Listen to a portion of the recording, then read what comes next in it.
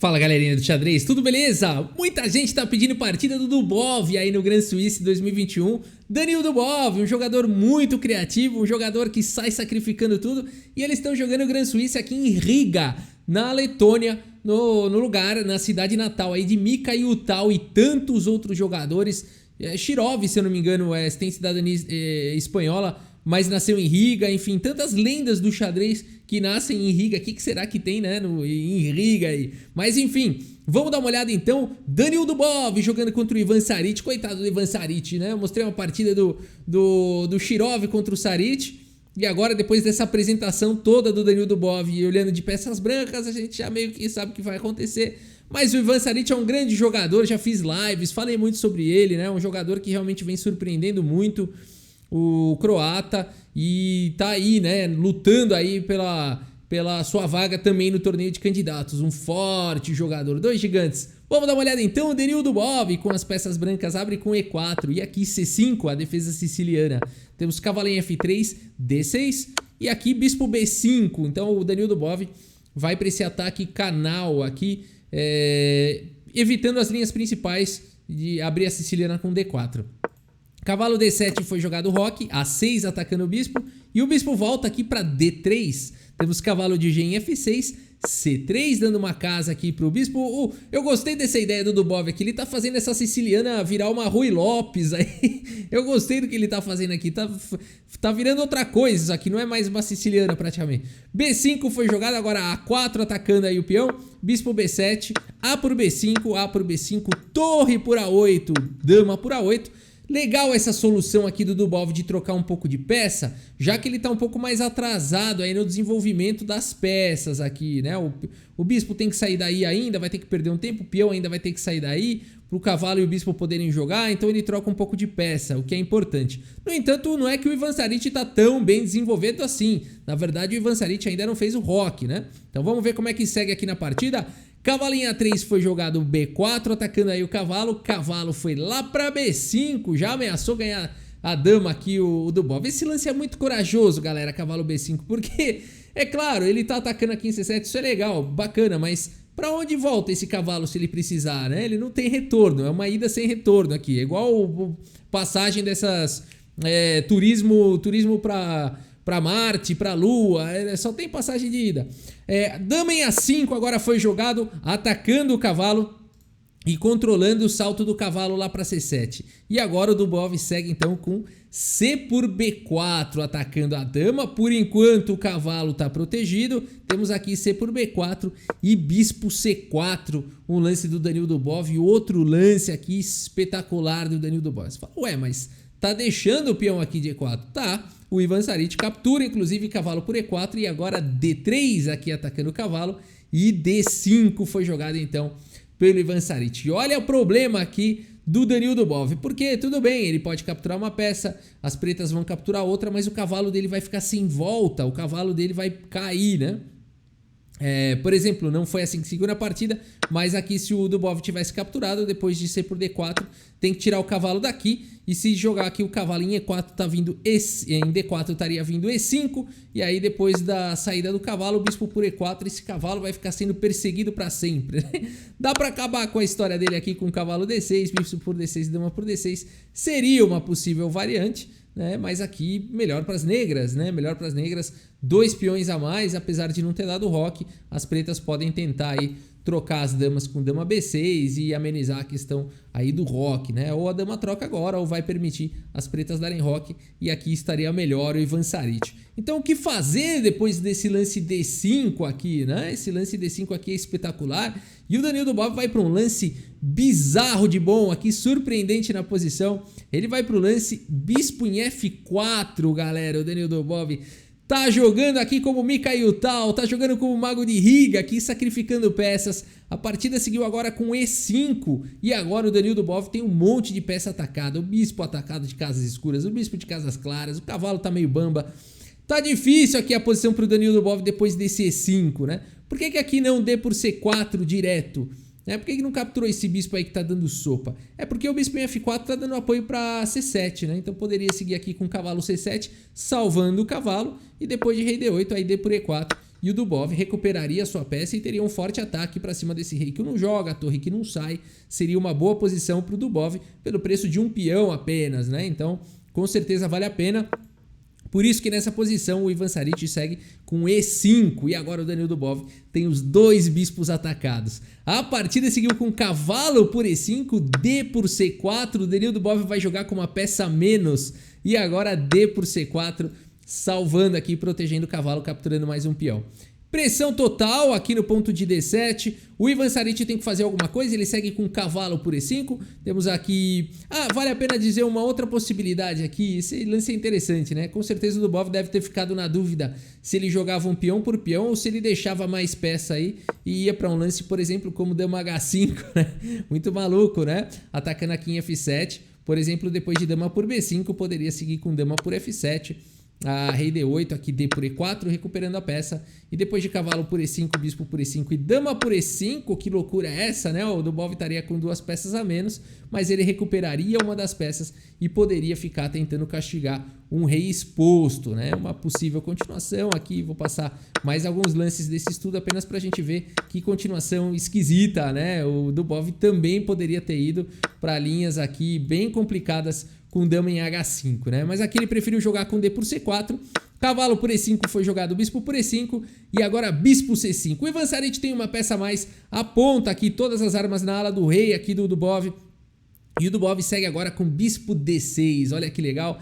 Esse lance aqui também é espetacular, né? Então aqui propondo algumas trocas e o Dubov vai jogar com uma peça a menos, mas tentar colocar o rei no centro. Um monte de troca agora acontece, bispo por D6, aqui só dizer que também, além desse lance bispo D6, uma outra, como a posição é muito tática, né? Um outro lance também muito maluco seria dama G4. Mas esse lance as pretas já conseguem o empate imediatamente com cavalo por F2 atacando a dama. E depois de dama por G7, cavalo cheque, o rei sai, cavalo dá cheque e aqui vai ser empate, né? Torre por F2 estaria levando dama em A1 com sequência de checkmate. Então aqui provavelmente teria um empate por perpetuidades. Mas o Dubov não quer empatar, ele segue com bispo D6 aqui propondo um monte de troca com o rei exposto. Olha que legal. Bispo por D6, cavalo por D6, cheque, cavalo por D6, dama por D6 e a gente tem esse final então.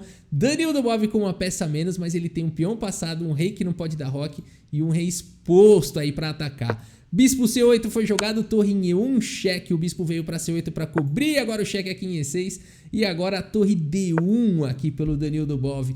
E olha a situação do Ivan Saric, tenta achar um lance aqui, é difícil. A dama agora vai ter que ficar cuidando da casa de D8. Ela não pode, inclusive, voltar para D8. A pressão é muito forte nessa coluna. E o Danil Dubov tem um peão passado. Não é? Olha a situação aqui. Vamos ver como é que seguiu a partida. Dama em A8, C5 avançando com o peão passado. Dama C8 e agora C6 avançou mais uma vez. H5 tentando soltar um pouco a torre, soltar o jogo. Mas agora a torre 1 aqui. Torre H6 trazendo a torre para o jogo. Torre E5. Olha só essa subida de torre com esse rei aqui podendo levar mate na fileira do fundo. É muita ousadia, né? Muita ousadia. Mas essa manobra é incrível, realmente fica ameaçando todo tipo de ataque. A partida seguiu agora com dama D8 propondo trocas. E agora dama por B4. O Danil Dubov faz esse lance. A torre agora fica protegendo aqui em E1, né? Não vai levar checkmate aqui o Danil Dubov. Tudo no limite. Dama C7 foi jogado atacando a torre e agora dama C5 protege o peão, protege a torre. Dama em E7 propondo trocas e agora dama C3, nada de trocas, protegendo tudo aqui Danil Dubov. Dama C7 foi jogado e agora o Danil Dubov ganha um tempo. Pra quê? Pra jogar B4 e avançar agora com outro peão. Temos aqui rei E7. É impressionante como o Danil Dubov vai jogando a partida inteira com uma peça a menos aqui. No entanto, sempre em cima do rei exposto e dos peões passados. Aqui o tema interessantíssimo. B5 foi jogado torre H8, trazendo a torre aí pro fundo. Temos agora dama aqui em G3 pelo Dubov. E aqui torre D8. A torre manobrou, ganhou a coluna D. H4 aqui pelo Danil Dubov, evitando problemas de checkmate na fileira do fundo. E aqui o Ivan Saric, acreditando que está tudo sob controle, faz o rei F8. Uma outra possibilidade aqui, torre D1, poderia levar para um jogo bem equilibrado aqui com o rei D2, por exemplo, dama, rei H2, dama D6, dama por G7, aqui torre D5, o tema aqui da torre cravada do Dubov, e depois de F4, por exemplo, torre por E5, F por E5 e dama C5, a gente teria também essa possibilidade muito interessante, onde já com algumas trocas de peças e as pretas controlando o avanço desses peões, ficaria uma posição difícil de qualquer um dos lados progredir, mas ainda com chances dos dois lados bem equilibrado. Mas aqui, nessa posição, o Ivan Saric não faz esse lance torre D1 e vai para essas linhas mais equilibradas. Ele simplesmente coloca o rei em segurança com rei F8. E nessa posição, Danil Dubov vai para uma sequência espetacular. Aqui, se você quiser dar pause nessa posição e tentar encontrar aqui a sequência do Danil Dubov, eu acredito que você consegue encontrar. E vale a pena pensar nessa posição e eu espero que você tenha encontrado aqui o único lance que vence aqui para as brancas. É esse mesmo, torre por E6, que loucura, né? Aqui abrindo um ataque descoberto para a dama desprotegida aí em C7. Não dá tempo aqui de capturar essa torre, se não tá caindo a dama. Aqui o lance jogado foi então dama por G3. Torre D1 não teria um destino muito diferente do que seguiu na partida. A partida seguiu com dama G3, agora F por G3 e aqui F por E6. Putz, deu ruim essa combinação do Dubov, hein? Ô Rafa, que é isso? Agora vai jogar com uma torre a menos? Vai jogar com uma torre a menos e tá ganho. O Dubov segue aqui agora com C7 atacando a torre. E aqui olha a situação, Não dá pra tentar salvar, por exemplo, aqui com torre D1 cheque. Parece que esse lance segura tudo, mas não segura. Depois de rei H2, por exemplo, não foi assim que seguiu na partida. Torre C1 tentando segurar o peão. B6, esse rei E7, B7. E aqui dois peões passados e conectados com o rei longe são imparáveis, né? Aqui depois de torre por C7, o Dubov promoveria para dama e teria um final melhor. Então depois de C7 também não dá para jogar torre C8 pelo mesmo motivo, né? Tá vindo B6, uma variante muito parecida, né? Muito com o mesmo tema. Então depois de C7, o Ivan Saric vai para essa ideia de jogar rei E7, levando aí o rei mais perto dos peões, deixando a torre. Temos C por D8 promovendo para a dama, rei por D8 e agora esse final, Danil Dubov com um peão a mais no final, inacreditável. Mago de Riga aplaudindo de pé. Rei F2 foi jogado rei C7, rei E3, agora rei B6, rei D4, rei por B5, 3 peões para cada lado. Mas depois de rei E5 aqui pelo Danil Dubov, simplesmente assim com esses peões todos aí que vão ser capturados na sequência, Ivan Saric abandona aqui a partida, abandonou porque não dá mais. Uma belíssima vitória aqui do Danil Dubov, o Mago de Riga do terceiro milênio aí, impressionante, bonito demais ver esse menino jogando, né? Ele é muito criativo, ele vai para umas ideias espetaculares e aqui realmente esse final é vencedor, né, galera? Não tem jeito. Esses peões vão cair todos e rei 3 peões contra rei com certeza vai ser um final vencedor, né? Vamos dar uma olhada aqui no relatório aqui do chess.com pra gente ver a precisão dos jogadores, né? E a gente tem aqui então, opa, cadê o relatório? Tá aqui, 94,9% de precisão aqui para Danil Dubov, uma precisão gigantesca. 88,1% de precisão, foi muito bem o Ivan Saric, uma partida disputadíssima. A gente vê aqui pelo gráfico mais aquele lance rei F8 do Ivan Saric. Jogou tudo por água abaixo, porque o Dubov foi para torre por bispo, uma sequência brilhante e vencedora, né? Com uma torre a menos, mais peões passados. Um belíssimo de um tema, né?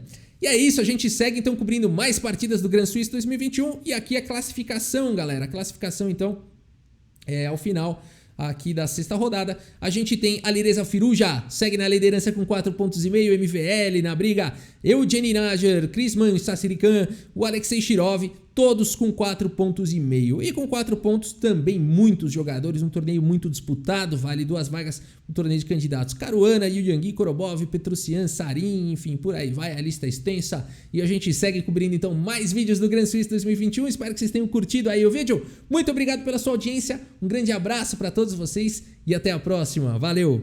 Cavalo H5 no tabuleiro de xadrez,